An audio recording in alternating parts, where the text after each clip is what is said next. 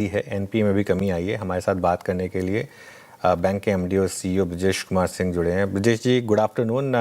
पहले मैं शुरुआत करना चाहूँगा, जो इस क्वार्टर में काफ़ी क्यूरियस रहा है कि सभी पीएसयू बैंकों के नंबर अच्छे आए हैं, लेकिन एक बात उन्होंने कही है कि अगला क्वार्टर में थोड़ा सा क्रेडिट कॉस्ट बढ़ सकती है, थोड़ा सा मार्जिन पर प्रेशर आ सकता है। आपके केस में भी जानना चाहूँगा कि क्या रहेगा आगे जाकर, क्या क्रेडिट कॉस्ट एलिवेटेड रह सकती हैं, क्या निम्स पर या नेट इंटरेस्ट मार्जिन पर थोड़ा इम्पैक्ट आ सकता है आगे जाते हुए? आपने देखा होगा जो हमने अभी अपने फिगर्स पोस्ट करे हैं उसमें हमने क्रेडिट कॉस्ट को काफ़ी कंट्रोल किया है। हमने गाइडेंस दिया था 0.80% का, उसके अगेंस्ट हम 0.60% पे ही हैं। निम भी हमने अपना प्रोटेक्ट करा है 2.5 से 2.60 का हमने दिया था गाइडेंस, तो उसके अगेंस्ट हम 2.52 पर हैं। तो हमने प्रोटेक्ट किया और गोइंग फर्दर ऑल्सो भी हम इसको प्रोटेक्टेड रखेंगे, क्योंकि आपने देखा होगा पिछले साल पूरे साल में 100 बेसिस पॉइंट का रेपो रेट में रिडक्शन हुआ था और वो अब धीरे धीरे करके वो बॉटम आउट हो चुका है। कॉस्ट ऑफ फंड्स भी ऑल्सो स्टेबलाइज हो चुके हैं।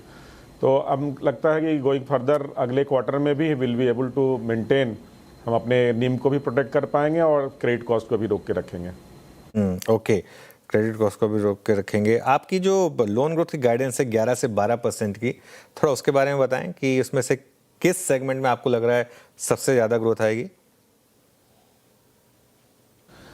लोन बुक हमने बोला था 11 से 12% ग्रो करेंगे, बट उसके सापेक्ष में हम 17.97% से ग्रो किए हैं। और जो हमने आपने देखा होगा हमने अपने रैम का भी एडवांसेस मिक्स में बढ़ाया है। जो पहले 58% हुआ करता था टोटल हमारे एडवांसेस बुक का, उसको हम 59% पे लेके गए हैं।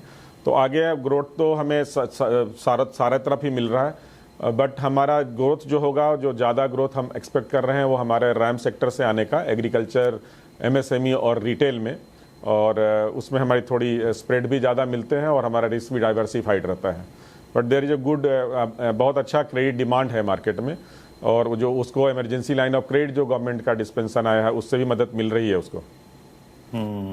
ओके, बहुत सारे पर्सपेक्टिव से आपने बात की, आपने कॉस्ट के बारे में बात की, नाइम्स की बात की ब्रजेश जी। अच्छा ब्रजेश जी, दो सवाल पूछूंगा यहाँ पे। एक तो कासा कितना रहा और आगे जाके कासा पे आपका आउटलुक क्या है। दूसरी बात, अब तक एफसीएनआरबी जो विंडो है हमारे पास, उसमें आपने कितना फंड रेज कर लिया है और कितना और रेज करने की by the time this window will close आप मंशा रखते हैं, टारगेट रखते हैं?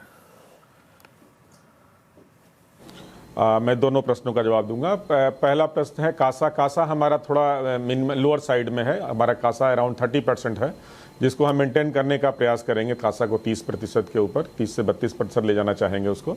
हमारी डिपेंडेंसी थोड़ी बल्क पे ज़्यादा थे, उसको हम धीरे धीरे उसको सेट ऑफ कर रहे हैं, उसको रिप्लेस कर रहे हैं हम। नॉट पूरा तो कासा से नहीं रिप्लेस हो पाएगा, बट रिटेल टर्म डिपॉजिट से रिप्लेस कर रहे हैं उसको। और दूसरा प्रश्न आपने पूछा था हमसे एफसीएनआरबी का।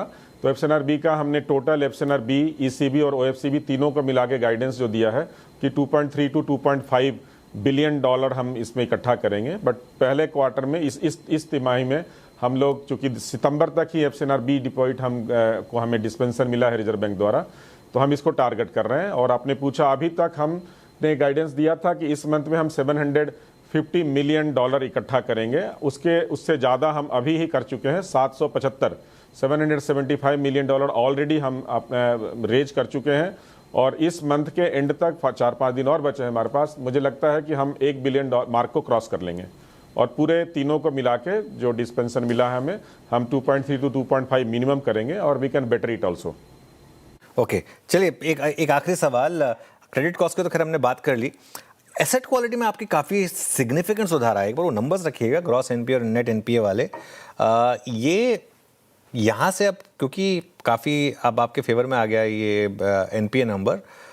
नेट एनपीए 0.36 पर है, ग्रॉस एनपीए 1.57 पर है। यहाँ से और स्कोप है क्या इंप्रूवमेंट का? और स्लिपेजेस पर अगर कोई गाइडेंस देना चाहे तो?